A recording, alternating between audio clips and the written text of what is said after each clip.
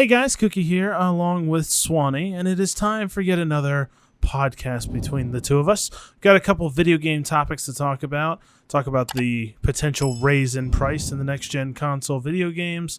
Talk about some video game to TV show to movie adaptations going on. And of course, answer a bunch of your guys' Twitter questions as well. But first, Swanee, how are you doing today? Well, I'm just dandy. We actually got a lot of people requesting these podcasts again. We missed last week because we just didn't have time to do it. And a lot of people were wondering where the podcast went, which is pretty good to hear. I'm excited that people, actually cared enough and they actually like these, because these are pretty fun to do. So it's always good to be wanted, and we can never have too much to talk about. So in the video game world, it's always good to have things to talk about, especially during the funness of the pandemic and all that good stuff. It's good to talk about some fun shit from every once in a while. Although, I guess this first story is not really good news in the video game world.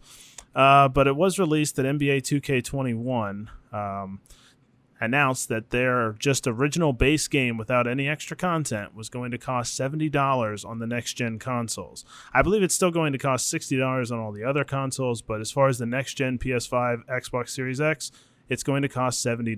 This is the first time, I believe, that we've heard of any video game on the next-gen console costing more than the average $60. So the question on everybody's lips is this the new trend? Is this what is to be expected of all video games in the next gen, that they're going to cost $70 to start with? I think yes. And it's crazy. Of course it's 2K, because 2K has been scummy with their microtransactions and stuff to begin with. Like, the last game was just a huge casino and everybody had that drama and they were upset about, the microtransactions. And of course, they're not going to do that free upgrade program like Xbox and PlayStation has it, where like if you buy it on Xbox One and PlayStation 4, smart delivery, you get the free upgrade. Well, 2K is not doing that with this game. You have to buy it for $60, and then if you get the new console, you have to buy it again, the same exact game, for $70. So is there going to be this massive jump in graphics between like the $60 price tag and $70? I highly doubt it. I seriously doubt that there's any difference between the two, and it's just their way of getting people to buy the game twice. And I guarantee it's going to be jam-packed full of microtransactions as always. Like, if any games need to change their price, it's sport games, and they need to reduce the price. They don't need to go up in price. Like, they sell them every single year. They change hardly anything at all. They always add old modes that they took out previously, and they call them new. Yeah, you call them new content. And then they make millions and sometimes billions of dollars off of their microtransactions and their ultimate teams and all that crap. And they have the audacity to charge $70 for next gen. That's just insane. For 2K to be the first one to do this is really sad on so many different levels. And I feel like I have some defending to do on this, because I've actually been touting 2K Sports quite a lot in the last month or so. Really, it's not so much touting 2K Sports, it's more like they're so much better than EA Sports. But this is a very EA Sports kind of move. 2K Sports, you're absolutely right. If there's any game that doesn't need to go up in price, it's sports video games. Typically, they have little to no content, especially in the last 5 to 10 years. Sports games just never have content. They're simply roster updates. They're simply DLC for the game from last year, if you even can call it that. It's gotten extremely embarrassing, and you're right, the microtransactions are littered throughout this game. And I mean, I think that community just doesn't care about the whole pay-to-win process, because it's insanely pay-to-win with Ultimate Team. It's extremely pay-to-win. So Ultimate Team would be a really cool concept if it wasn't so insanely pay-to-win. If you actually had to earn all the players you got, earn all the different stuff you got in that game, instead of just buying all of it. So it's a totally broken mess. So yeah, for them to be the first one to hit $70 is really, really sad. And the sad part is, like, just sports video games in general, they're going to cost just as much as, like, a game like Cyberpunk it's taken 8 years for them to make that game. It seems to have an insane amount of content in that game. Like, is Cyberpunk going to come into this and say, "Oh, we're still going to sell for $60"? I mean, could you imagine that? The comparison. And it's already confirmed. That's the case. That Cyberpunk's only $60 on next gen. Yes, like that's confirmed. They're not jumping that. No, it's going to be $60. But if you buy, I mean, they're doing that upgrade. If you buy it on this console, you get the next one for free. Like they're not charging that. Yeah, they are part of the smart delivery as well, so they'll already be ahead of 2K. Plus, not to mention, if you like pre-order the game and you just buy the game, you get tons of content that most games would charge you as a deluxe edition anyway. Like you get an art book, you get like behind the scenes stuff, you get like pre-order bonuses, you get tons of stuff that you would normally see in like an $80 package or some sort of deluxe edition or whatever. Plus, they also have like a deluxe edition and ultimate edition for Cyberpunk, but you just get so much money for like, I don't even know how to explain it. Like you get so much bang for your buck with Cyberpunk because companies like that care about the consumer. Like they know they're still going to make profit, but it's not all about profits for them. They'd rather make a game that people enjoy and talk about for years to come and give you your bang for your buck instead of just charging you $70. Like there's probably little to no effort gone into 2K basketball, NBA 2K21 versus the 8 years that it took them to make Cyberpunk. And you have that like divide. Like some video games I understand, yeah, like the cost of development is way more for video games. To make these huge AAA games, it probably requires tons of hours, tons of money, effort, tons of hard work and dedication. So I can kind of justify and see the argument of, okay, they need to charge more money. But for some games, like it should not be the standard price of $70 across the board. Not every game is equal. So why do we have some games that have like hundreds of hours of content for $70, and then you have a game that's got almost no content and jam full of microtransactions for the same price? It just doesn't make sense to me. Yeah, that being across the board that's been a problem in video games for a long time. I mean, you'll have something like Grand Theft Auto 5 come out that's going to cost the same as Madden.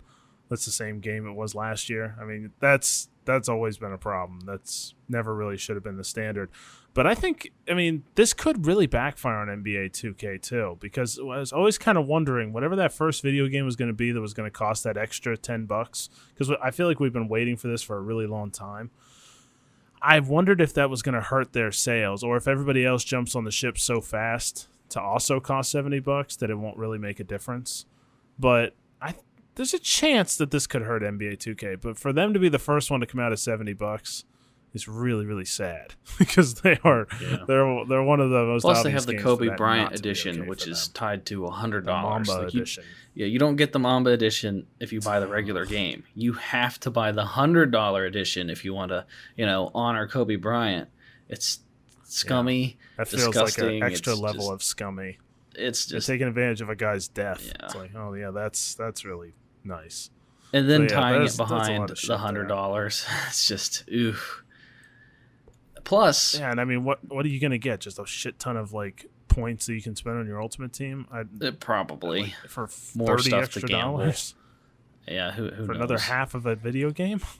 That's just Another misconception is that the price of video games hasn't changed for a long time. Like they've been stuck at like $60. But that's not the case either, because it's to the point now where you spend $60 on a game and you get a shell of a game. Like if somebody spends $60 on a game versus somebody that, buys all the microtransactions, that person that bought all the microtransactions has the full experience. The person that just bought the $60 game is missing out on all that other content. They're not getting those cool skins, cool, weapon upgrades, whatever the cosmetics are, whatever it is. $60 is no longer the price of a video game anymore. You just don't get the entire experience for $60. Maybe 10 years ago you did, but that's just not the case anymore. Yeah, it's just a shame where we're at in video games at this point, but I to answer the original question that I put out for, are all games going to go this route? I don't see why they wouldn't. If it starts to become the norm and they can make an extra $10 per copy, I don't see why they wouldn't all jump on this boat too and make their game $70. So I feel like I've been waiting for this for a long time for them to make the base game $70, and now that time has come. So it's an unfortunate time for gamers, I think, in general, because yeah, I think everything's going to go up, and I don't think it's going to be much longer. Too expensive as a hobby, especially for console.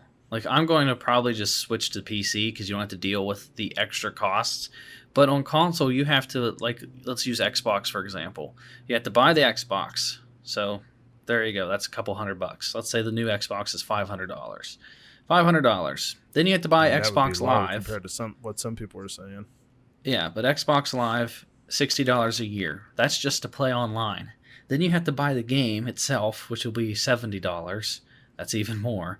So you have to like buy all these things before you can even play one video game. Versus PC, you can get a pretty souped up PC for around probably the same price as the new Xbox. You don't have to pay those stupid fees of Xbox Live, PlayStation Plus, and you can just, most of the time you can get games on sale on Steam and whatnot. They're cheaper on PC, and you get better graphics and you have access to mods. So why would anyone stay with console? It's getting too expensive. It's just like console used to be the alternative to PC gaming, and now like it makes more sense to switch to PC. Mm-hmm. This could actually really hurt console. It's a fair point that their games start jumping that price. That might make people point more and more towards just going into the PC market and leaving consoles behind. So that could actually really affect both PlayStation and Xbox in the future. As far as 2K, this was a huge missed opportunity for me because I feel like there was a lot of people turning on EA Sports and maybe giving a little bit of love to 2K Sports, and now they just shat on some of that good PR they had coming. So I just think that was a huge mistake on their part to be the first one to come out in this way. So to jump to a different subject here, still in the realm of video games, it was announced just a couple of days ago that Fallout is going to have a new TV show. It's going to be on Amazon, and it's coming from the creators of Westworld. Now, Fallout is not alone. I actually was kind of surprised to find out that there were so many other video game movies/TV shows that were in production or going to be in production. Some notable ones like The Last of Us, Uncharted, Borderlands, and there's a ton more than that. People are thinking about making into movies. And if you look throughout the history, video game to movies, video game to TV shows haven't really worked out. We'll jump into that, but let's start with the Fallout show itself. Are you excited at the premise of a Fallout TV show? Do you think it'll work, or do you think we're looking at another bomb? See, I'm excited but not excited because when it comes to video game movies or shows or whatever, they have to do it right. It has to be its own thing. It can't just be a copy of the video game, for example. Like, it can't just be the same plot as Fallout 4 or Fallout 3 or any of the Fallouts. It has to be its own story because we already played Fallout 3. We already played Fallout 4. We know what happens. We don't want to watch that again. It's kind of the same as like the Last of Us TV show or whatever. Like, we already know what happens. I don't think it's going to do that well. So I'm excited for the Fallout game. I mean the TV show. I'm excited for the TV show about the game, as long as it, pays tribute, gets all the lore right, actually looks cool, has, good graphics, doesn't have like horrible CGI. I don't watch anything on Amazon, but this might get me to at least check it out, I guess. So I don't know. I'm kind of excited. I'm kind of excited. I thought Fallout was one of those video game franchises that really could translate well to TV or to film because it has such a deep lore. It's very interesting, has a lot of different concepts. The whole idea of like kind of looking like a 60s era, but it's in the future, it's in a wasteland.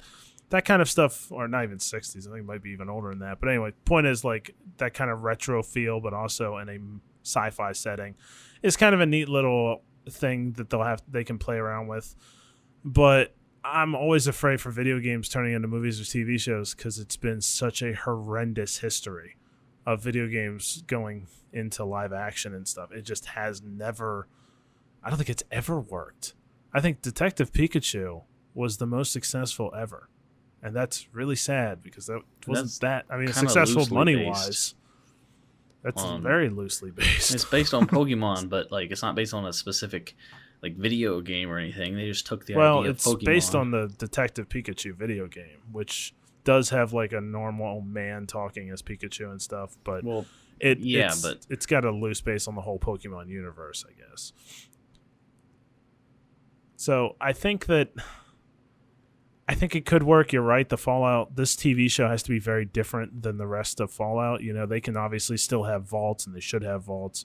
They can still have the whole premise of a person leaving a vault trying to find a new life as a wastelander, but it can't be stealing so much stuff from the other Fallout games. It has to be unique. It has to look really good.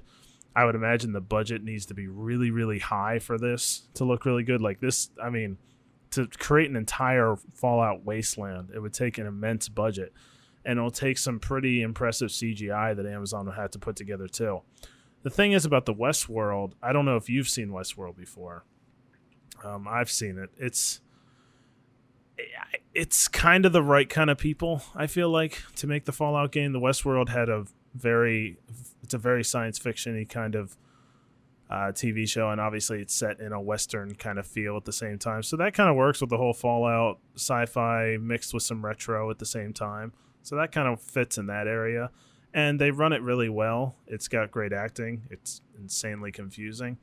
But the point is, I could kind of see those guys being able to turn this into something, but Fallout's also got some weird press around it. I mean, we remember how horrendous the launch of Fallout 76 is. I guess this is like... I don't know if that would hurt this at all. Do you think that has any like hurting on it because Fallout 76 was such a disaster, at least at the beginning? No, because people like the universe so much. I don't think Fallout 76 will really affect it almost at all, to be honest. Yeah, and I would say with the Last of Us adaptation, and I talked about this a little bit because I got a Twitter question about it a couple days ago on a podcast. I think it's a horrendous idea because the Last of Us is not that creative of a world, to be honest. I don't see how that's going to translate to film. It's just The Walking Dead. The Last of Us had really good characters, and unless you're going to continue they supposed to have those Joel and Ellie characters, which doesn't make sense. New show or whatever. Yeah, and I mean, I think The Last of Us 2 for 20 is seconds, going to turn off. I mean, without getting into spoilers of The Last of Us 2, it's just that game turned off so many people from that whole franchise that I think that is going to hurt that TV show specifically. Because if the characters are about Joel and Ellie, and Last of Us 2 ruined Joel and Ellie for a lot of people, why would people watch a TV show about Joel and Ellie? I don't know. So I personally don't care about that show anymore. I did before I played The Last of Us 2, but now I could care less. I will not watch that show at all. So yeah, I feel like they didn't really think that one through. I don't see how The Last of Us is going to translate to a TV show or a movie at all. It's just, I mean, it's the same premise as The Walking Dead. Everything in that game happened to some extent in The Walking Dead. It was just done really well for a video game. I don't see how that translates for them. So, zombies in general has been done a million times. Way overdone. I know they have more creative zombies, but they're still just basically zombies. So yeah, it's a huge. Yeah, I don't really see that going well. Just as a quick jump, Borderlands, Uncharted, do you see those doing any well? Do you think those could work? Well, I think they're doing an Uncharted movie. Is that what you're talking about? Yeah, I don't think Holland. it's a TV show. Yeah, Tom Holland. I think that will do well because a lot of people like Tom Holland and a lot of people like Uncharted. So I think a lot of people will go to see the movie. I don't know if the movie itself will be good, but I know it might sell well because it will probably have people's interests. But who knows? It's hard to tell. A lot of the problem is that when you base a movie or a TV show off a video game, off of the specific characters, like you can set the movie in the same universe, but when you have actors play the characters that we already know, that turns a lot of people off because you see a new face put to the name that you already know. Like if they make a Gears of War movie, which has been rumored for forever, if they replace like Marcus Phoenix with somebody else and he sounds different and looks different, then people are going to be turned off by that. It's not going to sit right. So I don't know. I mean, at least Tom Holland kind of looks like Nathan Drake from Uncharted, so it could work. Give maybe enough makeup, he could pull that off, I guess. Yeah. Yeah. I see. I haven't played the Uncharted games. As far as I know, he's basically like Indiana Jones meets James Bond meets somewhere in that range. Like Tomb Raider, like Lara Croft kind of person, thing. A male Tomb Raider, basically. So it's not like insanely creative on its own, but it'll make money off the name, and I guess that's the general idea. The Borderlands game is, or I can't remember if that's a TV show or a movie, The Borderlands, but either way, Borderlands has a very unique art style, a very unique system. But seeing that in real life, I don't think it's going to translate over. That's going to be tough. If they can pull that off, I'd be impressed, but that could look really, really weird and wonky. I don't know. They're going to have to figure out a way to make that work. Plus, and maybe this is the issue with video games turning to movies and TV shows in general. They were built for video games. Those plots were built for video games, and maybe they just don't translate over. Because, I mean, we're talking like decades and decades of failed attempts to get this right. Do you think that's the reason? Or you think that, or basically, what do you think the reason is? Why can't video games translate into movies and TV? I think it's mainly because they try to rely solely on the name. They don't think that hard about the plot or the characters or anything. They just know that people are willing to check out the movie because they already bought the video game. So they're just banking on making money off of the name itself, and they just don't care. They just slap something together and here you go. I think it's just poor execution. So it has nothing to do with the idea of video I think games that's what it is every time. It's just been the wrong people. People are interested in the plot. They're just not interested in it being thrown together and poorly executed. Yeah, I don't know. There'll be a lot of potential possibilities to finally make that work because there's a ton of them coming out. So I guess we'll see. I know a lot of the video games have been done by that Paul W.S. Anderson. I think he did like the Resident Evils. I think he did a Far Cry movie way back when. I think he's just a really bad director. I could be talking about the wrong guy, but I don't know. So you might be right. It might just be an issue of execution. All right. So next up, we do have some Twitter questions. You guys knocked out a couple of good ones, so I'm going to run through a couple of them. So Swanee, get your brain ready. Okay. Kind of crazy shit I'm going to I can't fucking talk. Spew at you. So since this question pretty much piggybacks off of our last topic, I'm going to ask this one first. It's from Unknown Gamer. It says, what 3 video games do you think would make great movies, and who would you like to see direct/act in said movies? I don't know if you have to give 3, but any that you can think of, and maybe a couple actors and directors you'd be interested in. As for the directors and actors, I could care less. As long as they look like the characters and the director makes it work. It's not like a specific director would make the movie phenomenal if he didn't know what he was talking about or didn't play the video game. So as long as the actors work, I'm okay. I don't have a particular one. But as for games, I think Mass Effect would make a good movie, that whole franchise. Mm-hmm. I think maybe the Titanfall universe could work. Yeah, Titanfall's got some interesting lore at this point. Yeah, that could be interesting. Apex, Titanfall, they've got some decent lore. Skyrim, like the Elder Scrolls, they could make a movie out of that. They got a lot that they could work with in Elder Scrolls. I know, like there's so many good things that could be good, entertaining movies. Like I don't know why movies in like Hollywood hasn't looked into this more. Like why are they waiting till now to figure out that video games, that's a money pit. Like like so many people are willing to just throw money at if it's good, they're willing to watch it and stuff. So yeah, I'm gonna go with Mass Effect, I guess Titanfall and Skyrim just off the top of my head. Yeah, all three of those have like deep universes that give you the ability to kind of make your own story. Like one thought that came to my mind was BioShock, but BioShock is such a specific story, at least in the first one, that it kind of like, I don't know if I wanted to play around with that universe of Rapture or even in BioShock Infinite, what they did there. So I kind of feel like that one probably wouldn't work. There was like, I almost, there's a part of me that I don't think they'd ever be able to pull this off, but I would love to see someone try to make a Grand Theft Auto. Hear me out on this for a second, just because I want to see somebody be able to balance the madness of Grand Theft Auto with a little bit of reality, and I want Quentin Tarantino to direct it. I don't care who's in it. I just want this wacky kind of like street hustler kind of like thieves, almost like a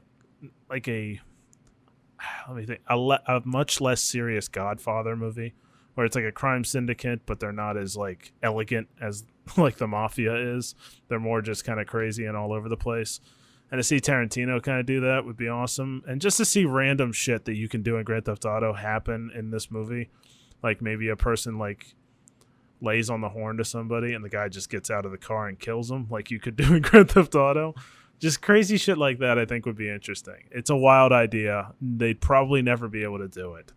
But it was an idea I had a long time ago, and I always still want somebody to do it. I mean, the name Grand Theft Auto is going to sell on its own, no matter what you do with it. So I'm just throwing that out there. It'll probably suck if they ever tried, but I think that would be really cool. That's the one idea that comes to mind.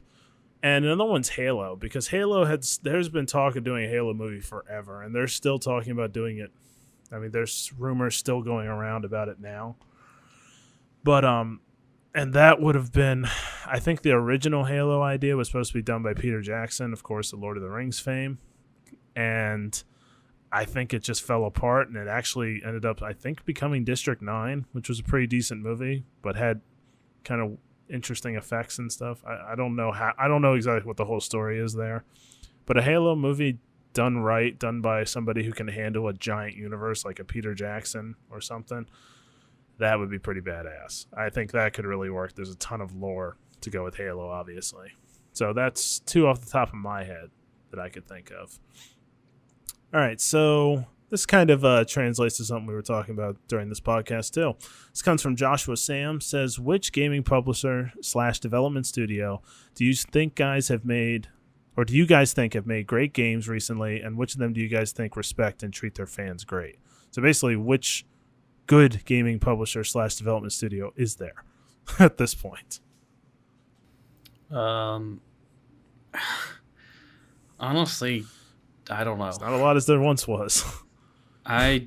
There's not a single name that comes to mind where I'm like, this one, it didn't screw me over. This one didn't have microtransactions. This wouldn't. I got all my money's worth from the game and didn't have to spend extra money. Like, not a single company. They've all changed for the worst. I mean, all of them. There's two that jump to mind off the top would be CD Projekt Red, which you were kind of talking to earlier, which is the one I thought you would jump for, which at least to this point hasn't seemed to get real scummy, but we'll see. There's plenty of time for them to go down that road. And I still think Rockstar is still generally a good gaming studio. I know they have tons of microtransactions in their games, but I'm kind of okay with it for the most part. It's usually overpriced, but they put so much shit in their Grand Theft Auto, Red Dead franchises and stuff that I still consider Rockstar to be a good gaming studio that really puts a lot of work into their games and earns. I don't like to say they earn their microtransactions because that sounds weird, because I don't think games really should have it. Or if they do, not that much. But they kind of do earn their microtransactions because they put so much content into their games.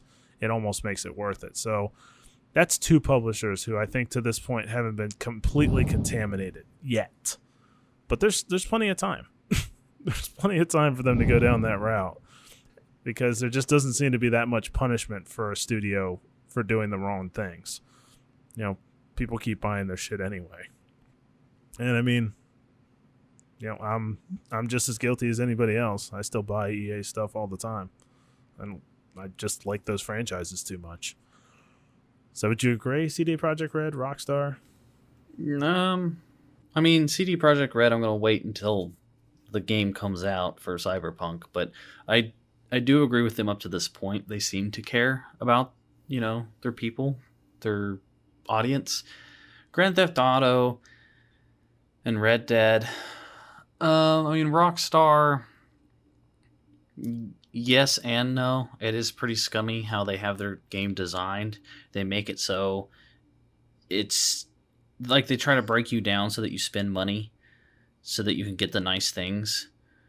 But they do technically have everything you can earn in game just by playing if you grind long enough.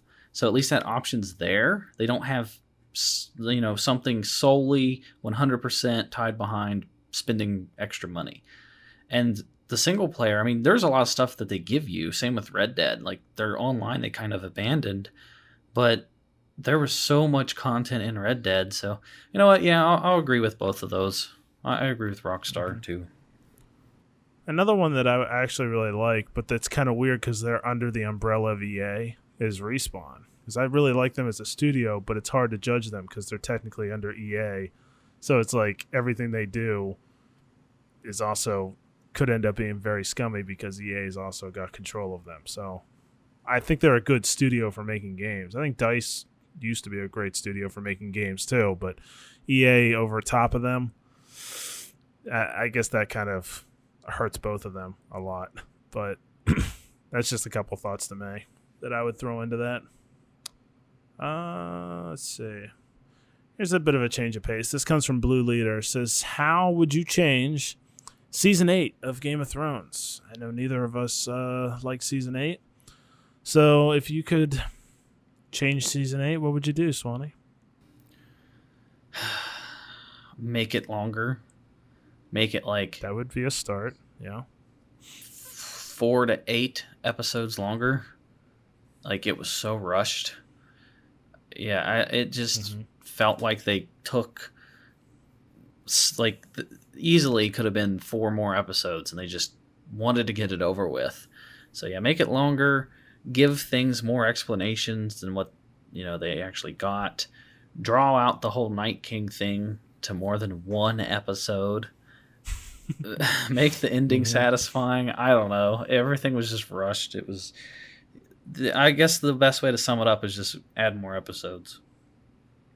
Yeah, that's the easiest way. Is just add more episodes. That would have helped a lot. It would have made Danny's transition make a lot more sense. It would have made a lot of characters' transitions make a lot more sense. Get rid of plot armor. Fucking kill your characters like you used to. That would have made a huge difference. If they would have started killing people off, that would have invested a lot. But the plot armor was insane. So that needs to be fixed. Yeah, I think if they added more episodes, that would have made a humongous difference. It made it a hell of a lot better. And I guess stop trying to be so artistic. That sounds kind of weird, but there's a lot of weird artistic choices they made. Just like didn't care about the plot or the lore of Game of Thrones. They were just kind of like, hey, this is an artistic choice. It's like that's otherwise known as a stupid choice because you're just doing shit for your own ego, I guess. Like there were just certain things they did that just didn't make any sense. I really, if they made it longer, that would have made a massive difference. A massive, massive, massive difference. So yeah, that's the easiest thing you can say is just make it longer. All right, last question, Swanee. This one is going to test the size of your brain. I'm ready. It's going to test my brain too. This comes from Dan, or Hello There, on Twitter, 897. How do we know that what we see around us is real and not some grand illusion perpetuated by an unseen force? It could very well be that we/our reality are the products of an elaborate simulation.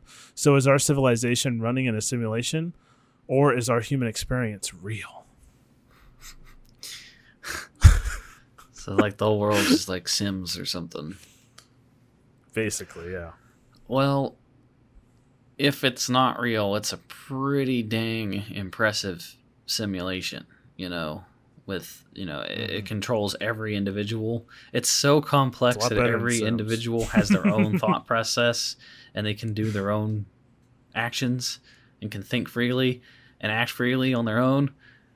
Yeah, I don't think we're in a Matrix or anything. I don't think we're in a game. It would be very interesting if we were, but it would have to be so perfect that we would never see like any glitches or any imperfections in the system. Plus, well, I mean, they talk about those little glitches in the Matrix, those little weird things that happen that we don't understand. All that kind of deja vu shit and parallel universes. I mean, I don't know. That could be their glitches. I mean, maybe, but at the same time, I don't care. Like, if I'm in a Matrix, cool. If I'm not, it's the same regardless.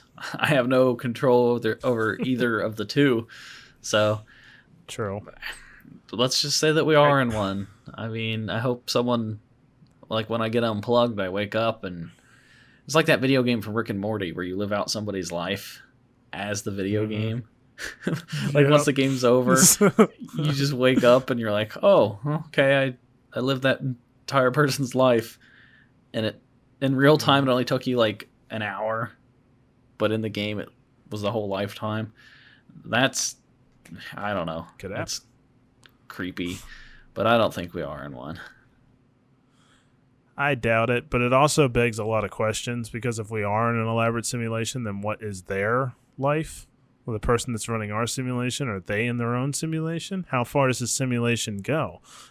Somebody has to be living a normal life, So even if we are in a simulation, somebody else, I guess, isn't. That has to end at some point. And as far as like, is our human experience real? It's real to us, so it's real. I mean, like reality is whatever we see it as, frankly, as far as I know, I guess. I also would never want to know that I'm in a simulation because it would blow my mind and I think I'd just go completely crazy. I think if most people found out they're in a simulation, they just kill themselves to get out of the simulation. There'd be no risk or consequences anymore because you're just in a simulation. Yeah, I think a lot of people, the existential crisis would be too much, and I don't think they could handle it. So yeah, I hope we would never find out if we are in a simulation. That's first and foremost. I hope that never happens. But yeah, I kind of agree with you. I don't really care because it doesn't really make a difference for me. That's it. I mean, it's an interesting thought, I guess. I don't know. But I would say we're not running in a simulation. That would be my guess if I had to go with it. So we've gone all over the place with this podcast, going a little parallel university there. But good question, Dan. Thank you guys for all of your questions. As always, if you guys want to ask us questions, it's at Cookie Loves Gin on Twitter. Just send me any Twitter questions you have. I'll answer them either on this podcast or on my podcast, which is on my individual channel, which has a new name now. So you have a prayer of finding it because no one could fucking find it before. But it's actually called Cookie Vibes now. And I do a podcast almost every day. So if you enjoyed this, that's another way to get your podcast fix. Swanee, do you have any last words for all these wonderful people out No, but if people really enjoy these videos, we might make more of them. Maybe 2 a week. I don't know. We'll play around with it. But it really depends on how much people really like to, listen to these types of videos. But right now the channel's in a spot where I don't really have anything to lose. I don't really have any ideas for things to upload unless there's new information coming out about these games that are coming out in the fall. I don't really have any topics to cover, so this would be like a good fill the gap in the meantime kind of video. So we might do more of these. I don't know. We'll see. Yeah. So if you guys like these videos, share them around. Get the views up. We may be able to knock out more of these as time goes by. But for now, I guess this is goodbye. Yep. Hit that thumb up button. Like, hit the subscribe button. And we will talk to you guys later.